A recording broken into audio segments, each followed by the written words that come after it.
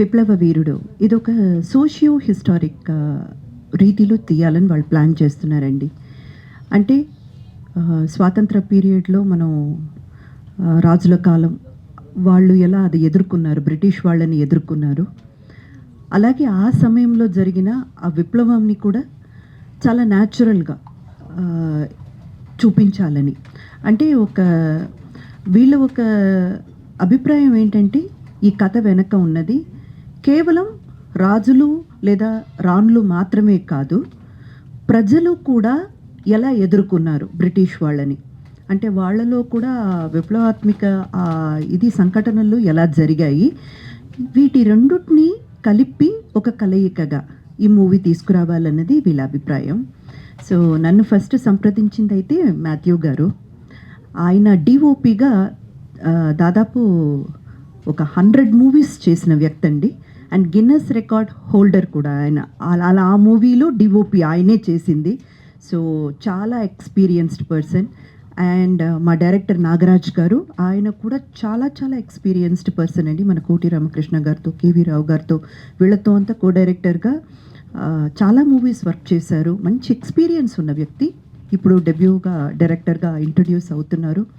I congratulate Nagaraj గారు and Matthew గారు also for great success.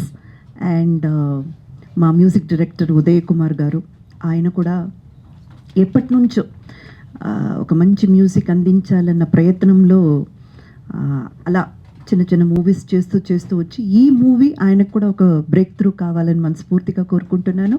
And మా విప్లవ వీరుడు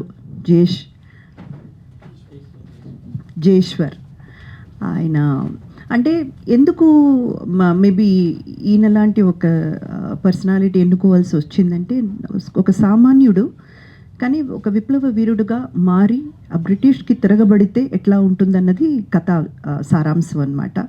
అండ్ ఇందులో నేను పోషిస్తున్న పాత్ర పేరు భవానీదేవి, రాణి భవానీదేవి. మన విజయనగరం. ఒక్క నిమిషం అండి, తర్వాత మాట్లాడుకోండి. థ్యాంక్ యూ అండి. విజయనగరంలో రాణి భవానీదేవి అనే క్యారెక్టర్ నేను పోషిస్తున్నానండి. అండ్ నాతో పాటు ఒక సన్నిహితంగా నాకు సహాయపడుతూ మేమిద్దరం కలిసి విప్లవ వీరుడు వీళ్ళతో కూడా ఒక భాగమై బ్రిటిష్ వాళ్ళని ఎదుర్కొనే క్యారెక్టర్లో కిషోర్ గారు కూడా కనిపించబోతున్నారు. ఆయన కూడా చాలా ముఖ్యమైన ఒక క్యారెక్టర్, కీలకమైన ఒక క్యారెక్టర్ ప్లే చేయబోతున్నారు. అండ్ మా హీరోయిన్ సొనాలి, అమ్మాయి ఇంట్రడ్యూస్ అవుతుంది ఈ పిక్చర్తోనే. పాపం తెలుగు ఇప్పుడిప్పుడే నేర్చుకుంటుంది, కానీ చూడ చక్కగా ఎంత బాగుంది చూడండి, మన తెలుగు ఇంటి ఆడపడుచులాగే ఉంది. I wish you all the best అమ్మా for the bright future. No please అయ్యో, ఆల్ ది బెస్ట్. అండ్ మా డిస్ట్రిబ్యూటర్స్ ఉన్నారు, అశోక్ గారు ఉన్నారు, మేడం ఉన్నారు. సో అందరం కలిసికట్టుగా ఈ రోజుల్లో మూవీ చేయడమే చాలా పెద్ద ఘనకార్యం అయిపోయిందండి. ఎందుకంటే దాని మూలంగా ప్రాఫిట్ వస్తుందా, రిటర్న్స్ వస్తాయా, ఏమీ నిశ్చయం లేదు.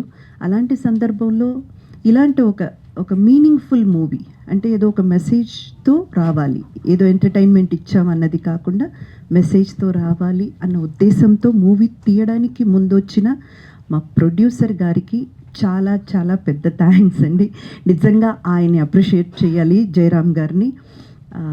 Sir, whole heartedly wishing you a great success. మీరు పెట్టిన పెట్టుబడికి 10 రేట్లు రిటర్న్ రావాలని మనస్ఫూర్తిగా కోరుకుంటున్నాము. అండ్ వితౌట్ యూ ఈ మూవీ అయితే సాధ్యం కాదు. Thank you so much for that. And media మిత్రులందరూ కూడా, ఎస్, ఇది ఒక చిన్న ప్రయత్నం మేము చేసేది, చిన్న వాళ్ళని సమకూర్చుకుంటూ, కానీ మంచి మూవీ.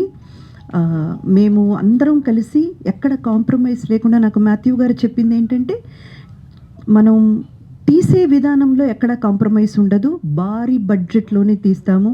ఎందుకంటే ఇలాంటి ఒక హిస్టారిక్ డ్రామా చేసినప్పుడు కాస్ట్యూమ్స్ దగ్గర నుంచి, సెట్ దగ్గర నుంచి మేము పెట్టుకునేటువంటి ప్రతి దాంట్లో కూడా చాలా చాలా కాన్సన్ట్రేట్ తీసుకొని, మీరు రేపు మూవీ చూసినప్పుడు ఎక్కడ కూడా ఇది ఏదో ఒక చిన్న బడ్జెట్లో ఏదో ఇప్పుడిప్పుడే వచ్చిన వాళ్ళు తీసిన మూవీలా కనబడకుండా చాలా బాగా తీయాలన్న ఒక సంకల్పంతో ముందుకు వస్తున్నాము.